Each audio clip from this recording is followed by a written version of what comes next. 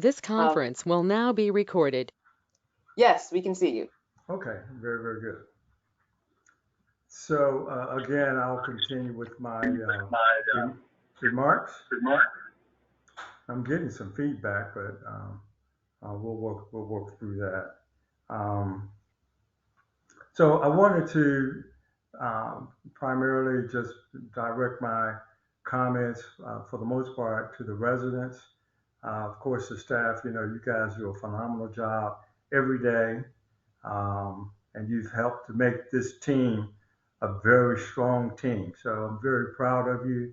I know you don't hear that often from me, but I want you to know that there's not a day that passes that I'm not reminded of how well you're doing. Uh, and then thanks to the leadership that we have with Ms. Weekly and of course Ms. Thomas with directing the department. You guys are doing an excellent job. Um, I wouldn't trade you for what they say a plug nickel. You guys are doing a phenomenal job. Just thank you for your engagement. What it says to me is that you're committed to the work that you do every day, and that's really important. And when people are committed, then all you have to do is just provide some support and give them the right tools, allow them to do their job. On the ACV side, I want to take the opportunity to thank all the staff on the ACV side. Um, what you do every day to make sure people are that we're in compliance with the regulations, and to the leadership, um, Mr. Gonzalez, I thank you for what you are doing to keep the department moving in a upward trajectory. So I appreciate all the things that the staff are doing. Now to the residents, I want to thank you for being good residents and being in compliance with your dwelling lease.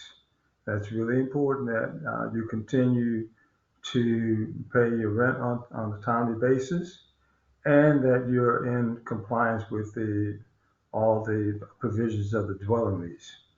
And of course, we've talked many times about how important it is to be in good standing. Oftentimes, people are a little unclear as to what that really means. And for us, what it means is that that you're paying your rent on time, that you're being good neighbors, and you're being considerate of your neighbors, that you're taking care of your apartments, that that you're responsible for your guests, making sure that your guests are in compliance with the lease agreement, and that they're not creating any kind of disturbances.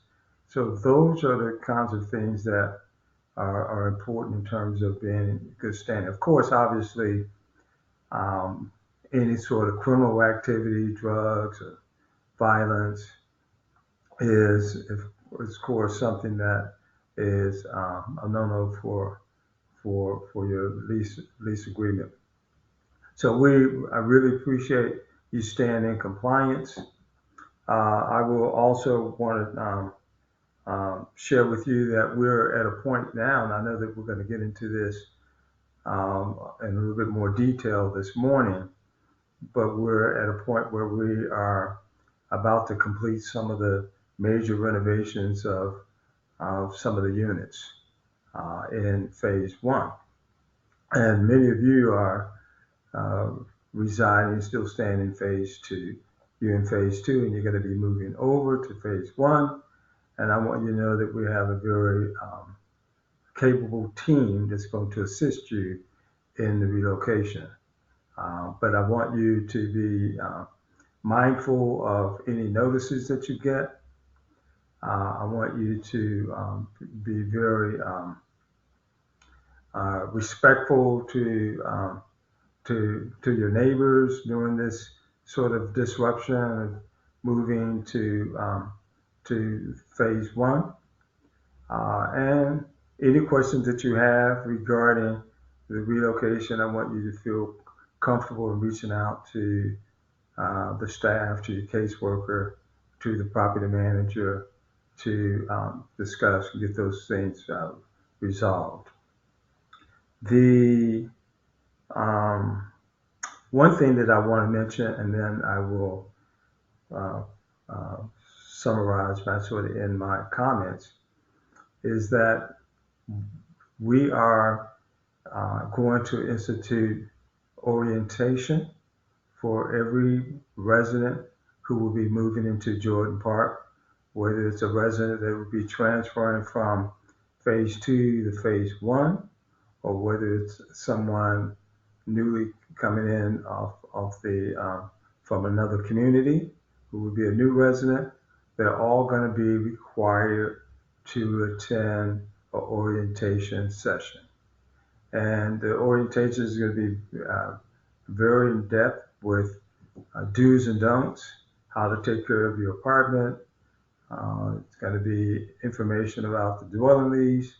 There, of course, everything, most of the interiors would be newly renovated.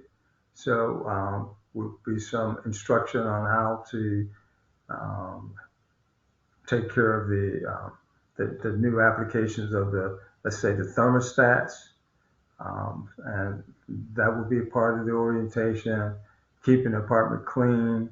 Um, as I mentioned to you before, we are blessed to have some different finishes. We're going to have granite countertops, which are very, very competitive what you might see in market rate housing units. So there's a certain care that is necessary to ensure that those countertops last for a long time.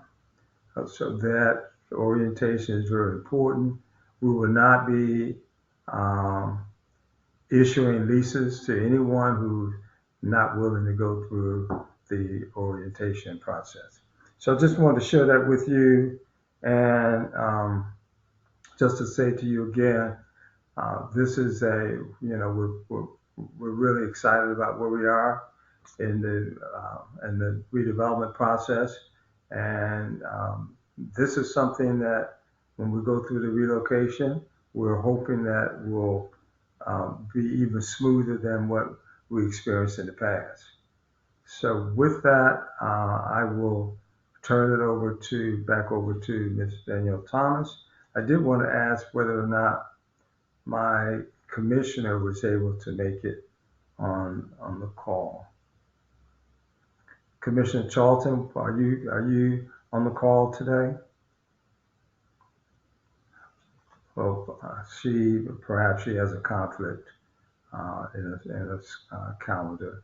Okay, so Ms. Thomas, I just want to turn it back over to you, and thank you for the opportunity to speak for a few minutes. Not a problem at all. Oh, Mr. Lundy, thank you very much. And would just like to thank you for your comments and thank all of the staff that are joining us today.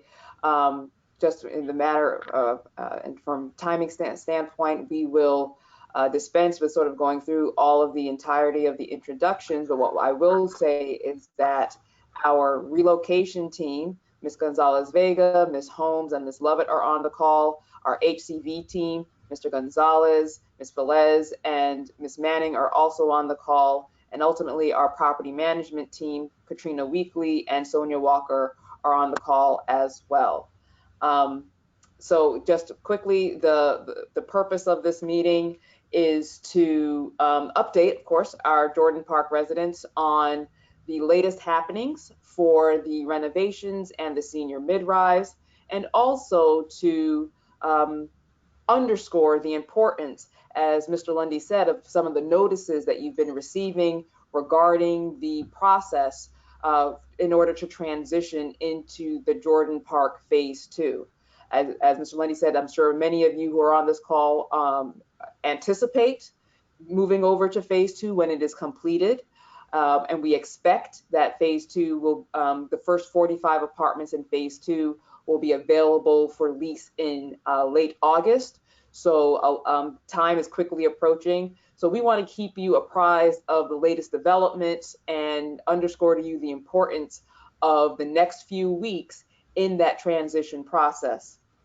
So in terms of the renovation, as Mr. Lundy said, that there is already work being done in the renovated units in phase one. As you know, that's 97 apartments there.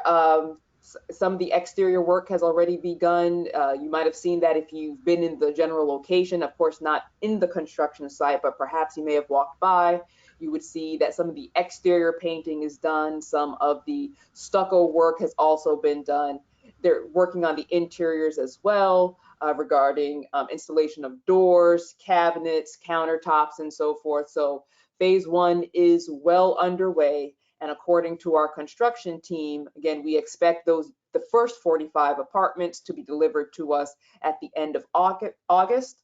4 weeks after that, we expect another 26 units to be delivered to us for lease up. And then, so that'll be the end of September. And then another 4 weeks after that, roundabout to the end of October, we anticipate another 26 for a total of 97 apartments. So they're working their way through those units now. When it comes to the senior mid-rise, which we anticipate to be completed in May of 2023, the concrete slab has been poured, the storm system installation has been completed.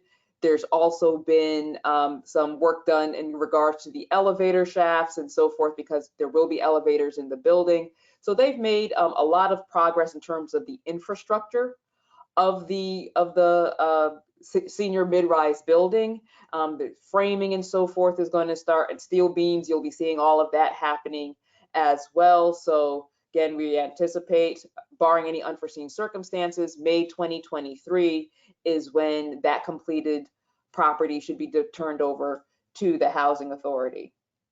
So in regards to the relocation timeline, in light of the developments that I've just shared, so we will need basically everyone to be moved out of phase two. So that's the 109 apartments where all of you are currently residing.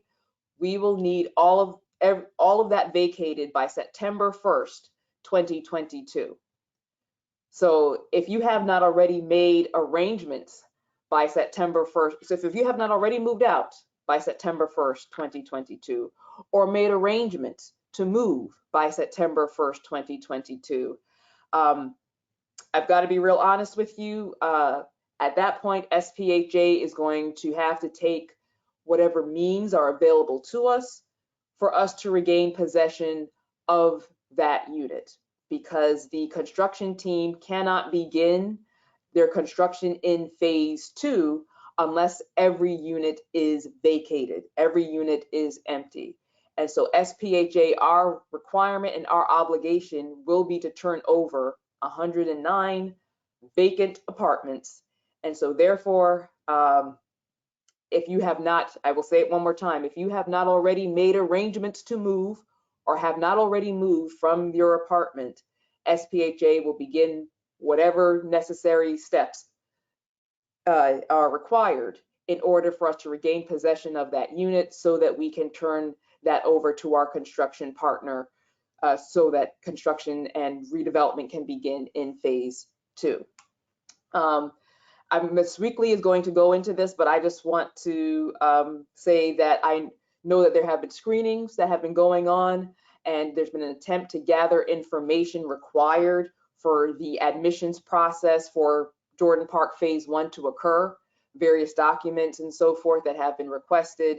And based upon my conversations with her, there's been a lot of dragging of the feet, if you will. A lot of delays, a lot of documentation not being provided within the timeframes that are given. And to be very clear, the only thing that delay is accomplishing, the only thing that postponement, dragging of the feet is accomplishing, is putting housing at risk. A person that drags their feet in providing those documents to, whether it's Miss Manning, whether it's Miss Weekly, those documents that are required, that is jeopardizing the housing situation of the individual and the family who is not providing the documentation. So I know that I'm taking a little bit of a serious tone here, but I just cannot stress enough the importance of getting those documents over to Ms. Katrina and Ms. Vanessa Manning, because that's going to be what ensures that you're able to transition from phase 2 into a housing option. Failure to provide those documents will create a challenge for the housing authority to assist you with housing any further. So please, please, please take that very seriously. I'd actually like to go a little bit out of order right now from the agenda, because I would like Mrs. Weekly to discuss, I know that she has a PowerPoint presentation that she has, but also she has some very important comments related to the Jordan Park screening process. And so, Mr. Gonzalez, if it's okay with you, I'd like to turn it over to Ms. Weekly so that we can tap into some of those really important topics that all of the residents who are on need to hear, so that they can be informed about their next steps. Please. Okay, thank you very much. Ms. Weekly, would you like to go into your PowerPoint now, or okay. Yes. So I'm going to share my screen, everyone. There is a PowerPoint that, so please, I hope those of you that are on the call may not be able to see it. However, you can always go and visit our website and watch this video. It will be available within 24 to 48 hours on our website. So then you'll be able to see the PowerPoint. Okay, Ms. Weekly? Good morning, everyone. Good morning. Good morning. So as you know, screenings have begun for Jordan Park LLC. During the screenings, we talked a lot about the tax credit requirements. As explained during the screenings, all asset and information is currently due. One of the things that we talked about was that it's 2 different programs that we need to qualify for. One being the project-based voucher program. That's where Ms. Manning comes into play. She has been reaching out to several residents to collect financial information, and she is pending a lot of missing information for her program. For Ms. Manning's program, she has to do a calculation to determine the amount of rent that the resident will pay. However, for the tax credit program, as discussed during the screenings, we have to determine that everyone qualifies and that you meet the maximum or minimum income requirement for the program. We discussed during the screenings that the program is governed by the Internal Revenue Service. And as we know, the Internal Revenue Service, they need to know every single penny that you bring into the household. You must qualify for both the project-based voucher and the tax credit program in order to be approved for an August move-in. Some of the barriers that we're facing in qualifying your application is missing documents.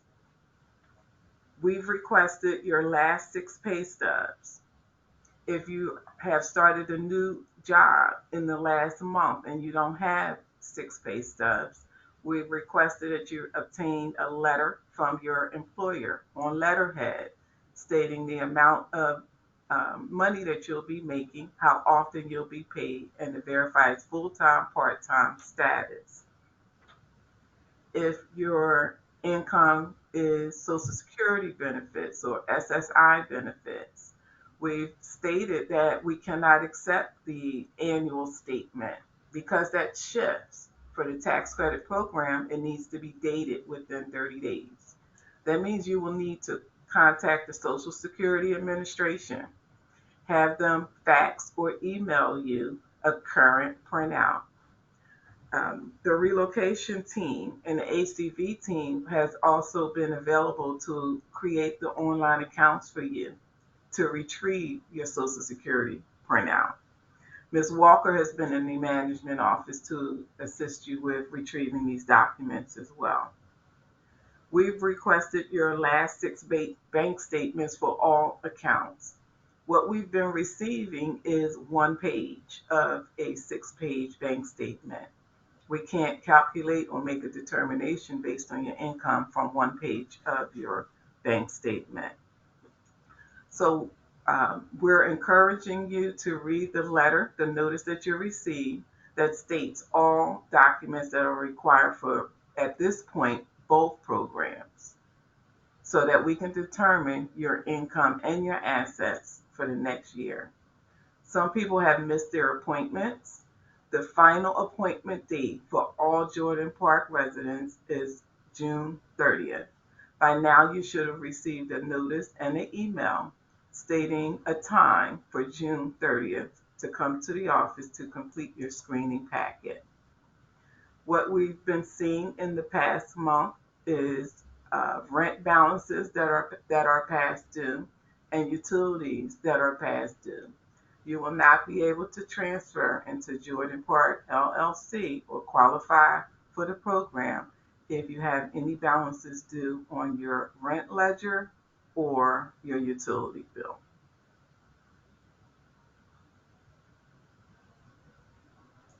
Next slide, please.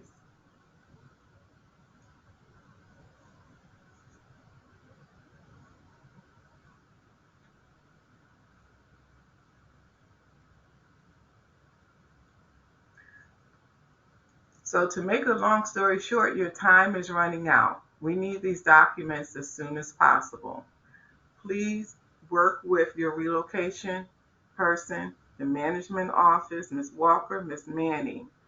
We have fax numbers, emails that we've distributed so that you can submit this documentation. Make sure all of your utility, your rent payments have been submitted. Make sure you start packing and make sure that you are sure of your housing option that you have chosen.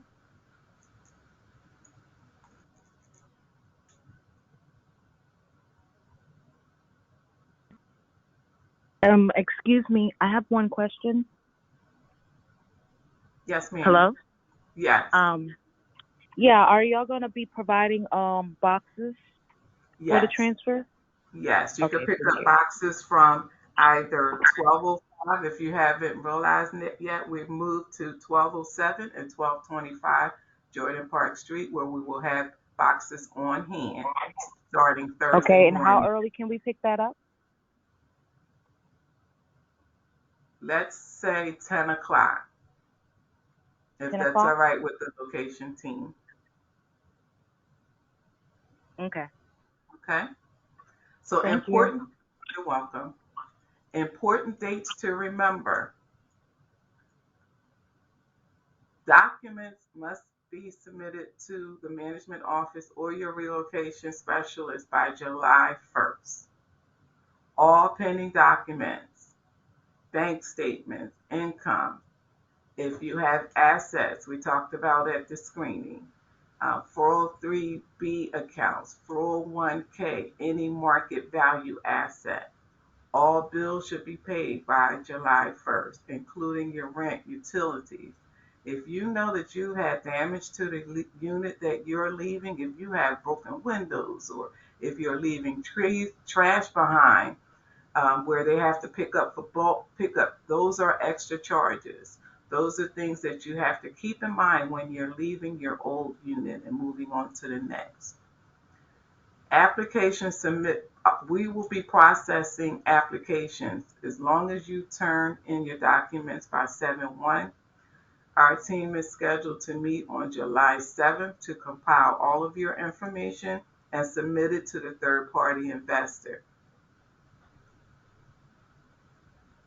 Move-ins will occur on August 23rd for all files that the investor has approved. So if we're missing something and the investor says, hey, we need one more thing from this person, and we send you an email, it'll be imperative that you get that document back. Because on August 23rd, the first 43 people that have submitted all of their documents will be the first people to move into their new home. During that August 23rd appointment, when you come to sign your lease, before you sign your lease, you'll be going through the orientation that Mr. Lundy talked about. We're going to cover housekeeping. We're going to cover how you operate the thermostat and different things in the unit. And we're going to teach you literally how to take care of your new home. After August 23rd, the St. Petersburg Housing Authority will be your landlord. And when you go through your project-based voucher screening, along with your orientation and move-in, you'll learn the difference between landlord and transitioning from public housing.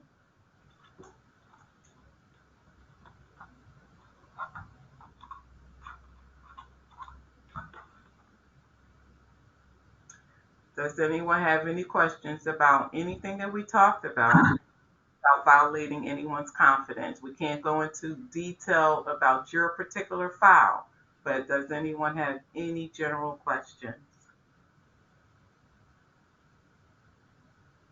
Ms. All right. Weekly, Yes, sir. I have a question for you. Do you have some sense of the level of compliance that you're receiving from the residents? I know you mentioned that all documents need to be in by the 1st of July or the end of this month, and Yes. just trying to get some sense of how that process is going. Would you say we are 80% complete in compliance in terms of getting the documents, or we're closer to maybe 50%? That's an excellent question, Mr. Lundy. We're actually around 2%. Hence, one of the reasons for this call is that we have approximately 70 to 75 residents that remain at Jordan Park. Ms. Manning has handed me 21 applications that are approved for the Section 8 voucher itself. And I have 2 files that are ready for the tax credit processing. So 21, that's around 20% for voucher and 2% for the tax credit. So at this point, we're thinking maybe Jordan Park, they're saying they want to stay, but maybe they actually want to leave because we're going to have to open up the waiting list soon. And I'll let Mr. Gonzalez touch on that. That's why I'm stressing the importance of getting all missing documents by July 1st, because we're getting too close to that date where we have to upload to the investor for final approval. Is it that we're not getting any responses, a lack of responses, or is it a matter of the residents not supplying the right documents, or Yes, is it a combination of both? It's actually a combination of both. They found they've been coming to the screening, but all of the correct documents have not been provided. Some residents feel as though they've turned it into Miss Manning, but to qualify for the tax credit program, we need different documents than Miss Manning. That's why I'm trying to get them to understand the importance of the 2 different programs. Now, I understand from the case managers, the relocation team, the ACV team, that some people have turned in some things in the last couple of days that I have not had the opportunity to view. But as of last Thursday, we only were at 2% for the tax credit program. So I'm hoping they've been sending the documents in, and when I grab it on Thursday, when I go back to the site, that we'll be closer to that 100% number.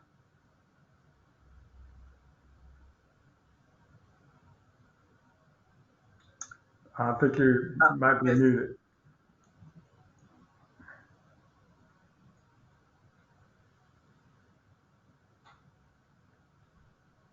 Can you hear me now? Yes. Yeah. Okay. So I said I'm sorry to interject, but there was a question in the chat, one that I think maybe several people have questions of, or maybe wondering. A resident who relocates from phase 1 to phase 2, but then wants to return to phase one, will they qualify for moving / boxes, etc. services again, or self-move only? That is a really good question. If you are a person that moved from phase one to phase two and then need to relocate again because you've gone through all the eligibility screening and done everything that Ms. Weekly outlined, if you've done all of that and been approved to transition into phase one, you are fully eligible for the moving services that, so if that's the SPHA mover, assisting your family with the moving, you're fully able to do that. If you want to use self-move, you're fully able to do that as well. The relocation benefits that you had moving from phase one to phase two are again repeated to go from phase two to phase one. You have access to that all over again. I hope that answers your question. Mr. Lundy, do you have any comments about that, or should we proceed into Mr. Gonzalez? I think that's fine. Okay. Sort of going back to the earlier discussion in terms of the level of compliance of getting documentation in, I'm thinking that perhaps it would be helpful if we have a smaller meeting between now and the first of the month to discuss maybe additional strategies for improving and increasing compliance. I have some ideas, and I don't want to share them right now, but I mean at this forum, but I would like to maybe have a smaller meeting with staff to sort of talk about something, approaches to increasing the level of compliance. Okay. Yes, sir. We can certainly do that. All right. Thank you. Mm-hmm. Mr. Gonzalez, I think we're going to transition into the discussion about the project-based voucher process and screenings. Yes. Good morning, and thank you for attending this meeting. This is a very important meeting. My name is Larry Gonzalez, and I'm with the Section 8 Voucher Department. I'll be speaking to you today regarding the Jordan Park Project-Based Voucher Program. In the next week, we will be selecting from the Jordan Park Project-Based wait list that opened up this past February. That selection will be for the residents currently living in the phase 2 units that wish to relocate to the phase 1 units. You will be receiving an email letting you know the next steps in the process. And that those next steps will depend on the type of selection letter you receive. One letter will say that your project-based file is complete and you will need to attend the tax credit screening as Ms. Weekly had described. The other type of selection letter lets you know that the voucher department is still missing documents and you will need to contact Ms. Vanessa Manning, who is our HCV intake specialist, to see what documents are missing. I have instructed Ms. Manning to send an email this week to those participants still missing documents. The email will let you know the date we need the documents by. If the documents are not received by the date listed, you will be removed from the project-based wait list at that time.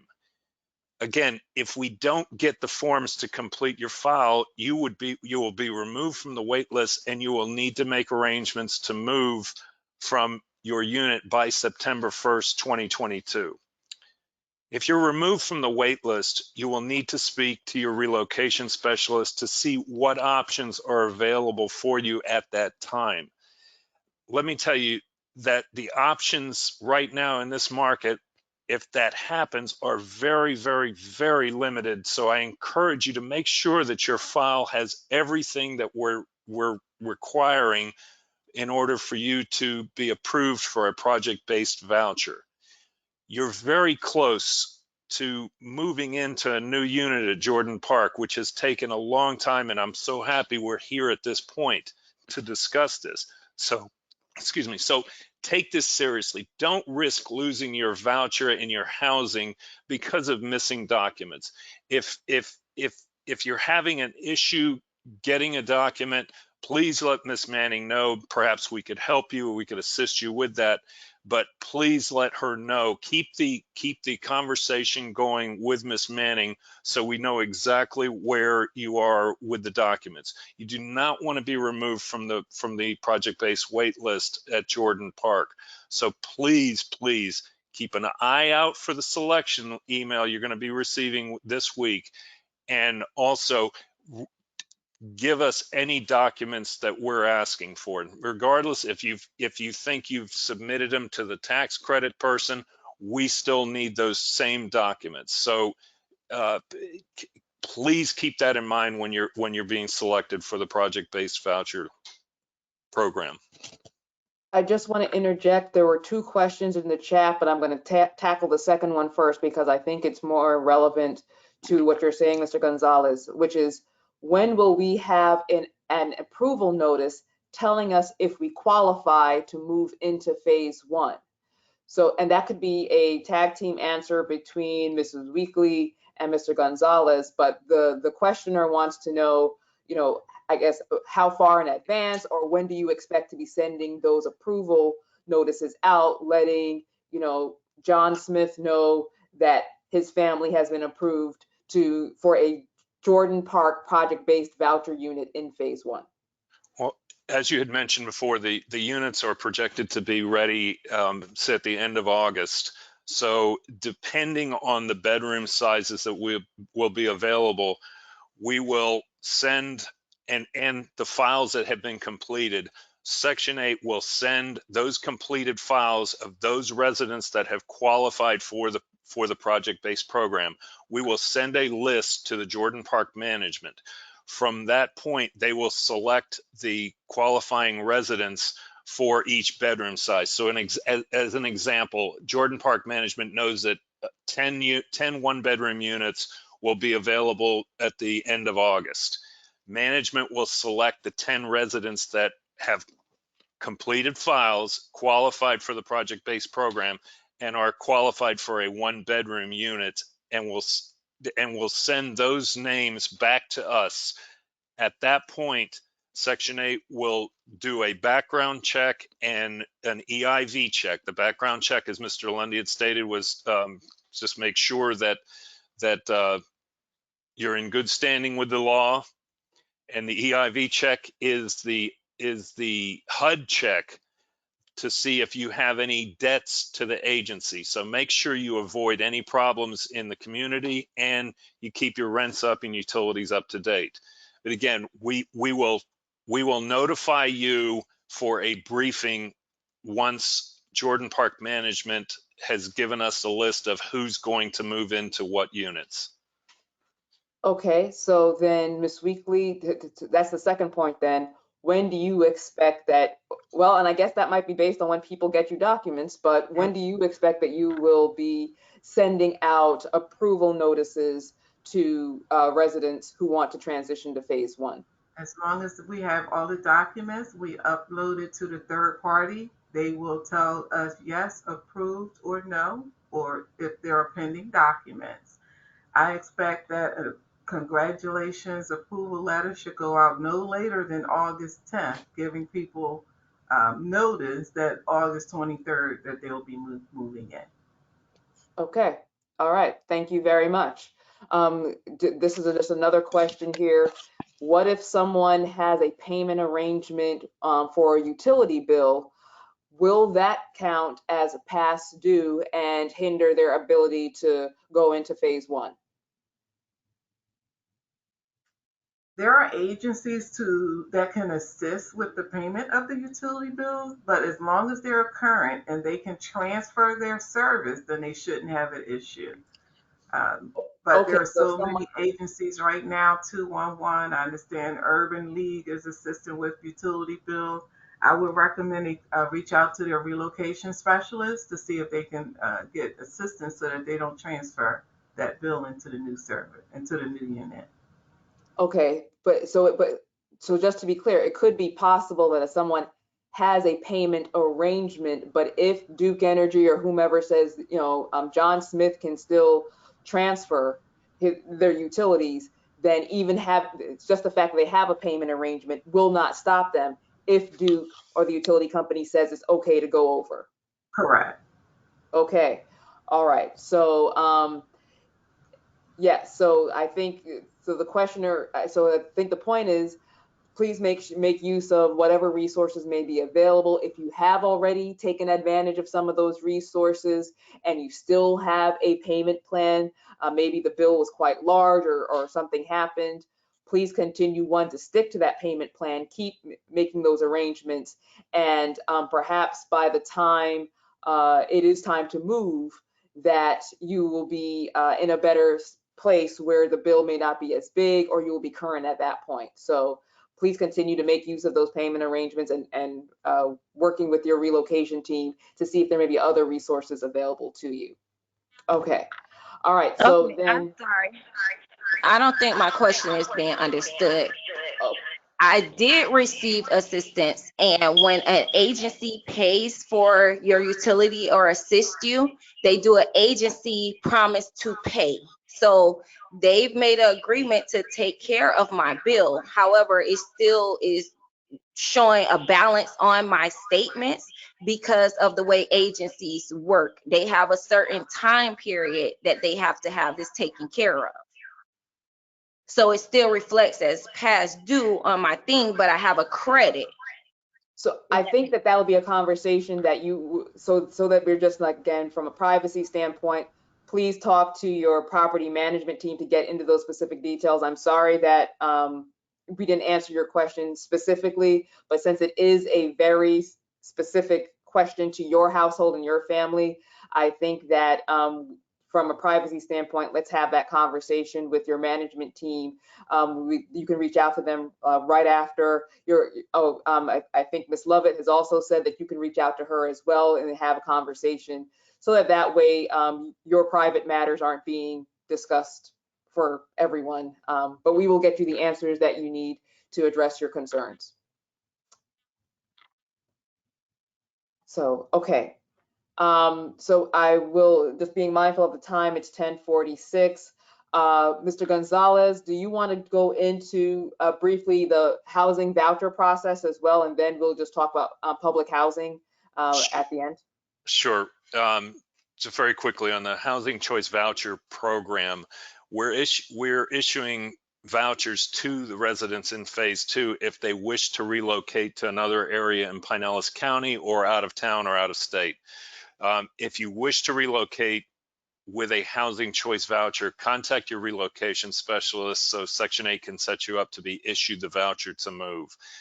Let me just say at this point that finding a unit here in St. Petersburg is going to take a great deal of effort on your part.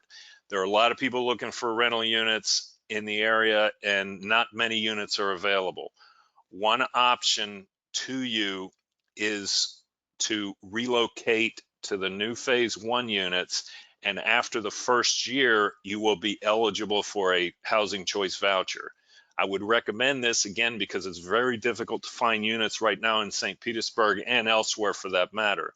So by choosing to relocate into phase 1, it will give you a year to sort and plan what is best for you and your family. Also, in a year's time, there may be more units available. So I'll end this by reminding you to start planning early. If you want a voucher to move, or you want to move to phase 1, get with your relocations caseworkers if you have for assistance with each program. Mr. Gonzalez, what if someone doesn't bring in the documentation that is needed for the tax credit screening by the deadline provided, and they don't do the work that's needed for the project-based voucher in terms of bringing in those documents? So Jordan Park is off the table, PBV. Will a person still have access to the Housing Choice Voucher Program if they did not do all that was necessary for the PBV and tax credit programs? They may still qualify for a voucher, although it's very difficult. The timing is very difficult to find a unit right now. So I would encourage people to submit whatever documents there are. It takes about 90 days to find a house right now. and you would be in a participant would be after the September 1st date would be subject to losing that voucher because he or she is stayed in the unit at Jordan Park. Okay, so just to make sure that we're clear for everyone, what you're saying or advising is that folks bring in their documents that are needed for the PBV and for the tax credit. Don't risk trying to wait on getting a voucher because the time frame it takes to actually find housing is at least 90 days, and there's not a lot of supply out there. So a person could technically be in a unit after September 1st and jeopardize their housing with any SPHA program, because the housing authority would then need to take the measures needed to regain possession of the unit. So, okay. All right, so that's your advice. Don't wait. But if someone's interested, they need to make that clear to their relocation specialist now and start looking immediately. Okay. Thank you very much. Ms. Weekly, do you want to talk about the public housing transfer process very quickly? I don't know that we have a lot of public housing remaining in AMP2 that's available. No, we don't have any public housing available right now. We have one unit coming online that's already committed. But if you're interested in transferring into public housing, please see your relocation specialist and complete the transfer form. If something becomes available, we'll be sure to reach out to you first. Okay, thank you for that. So we're just going to talk, I think, about how to remain in good standing. I feel like you've already touched on some of those topics, Ms. Weekly, in regards to, well, one, bringing in your documents that are required so that we can complete your screenings. You also mentioned, of course, the rent payments on time, making sure your utility payments are done as well. Mr. Lundy touched on being a good neighbor and taking care of the apartment, taking care of the unit. So a lot of the themes about remaining in good standing with the housing authority has already been woven into our discussion, which is great. Avoiding any criminal activity. And please remember that you are responsible for the activity and of your guests.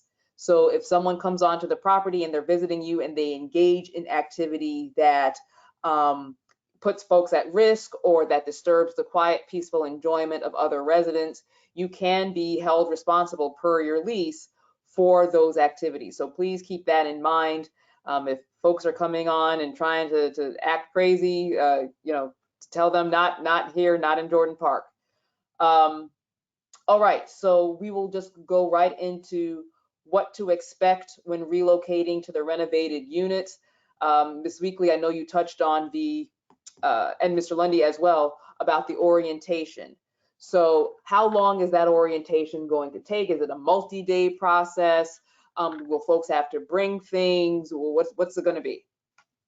No, it's not a multi-day process, but it will be in that orientation, and then lease signing will last approximately 3 hours. It'll take place at St. Petersburg College on August 23rd. Okay, so that's going to be a lot of information. So folks will need to set aside the appropriate amount of time in order to do all that's required with the lease signing. There are several pages there of documents that will need to be signed, and then to receive all of the information for the orientation. As Mr. Lundy said, I'm sorry. If I can add one more thing, as stated in the letter, only adults 18 and over will be permitted into the screening and orientation setting. However, if you need a reasonable accommodation, please let us know in advance so that we can accommodate you. Okay, great. Thank you. Thank you. As Mr. Lundy underscored, it is critically important that you attend the orientation, because we will not sign a lease with anyone who does not complete the orientation process. So it's going to be, we'll try to give you, again, several weeks notice in advance so that so that you can make the necessary arrangements for the screening. So if you need to juggle your schedule a little bit, but if you want to sign a lease and move into phase 1, you will need to be there. You'll need to attend, if you need to make reasonable accommodations, as Ms. Weekly say, please do so. Okay, so those are all of the major topics that were listed on the agenda. This was the time now that we wanted to open it up to our participants for any questions or comments. I know we've been getting questions in the chat, and if you would prefer to submit it in the chat as well, we'll be happy to do that and I can read it aloud. But if not, please, you can unmute yourself at this point. If you're on the phone, press *6. If you are in the app, please press the little microphone button down at the bottom to unmute yourself and ask your question.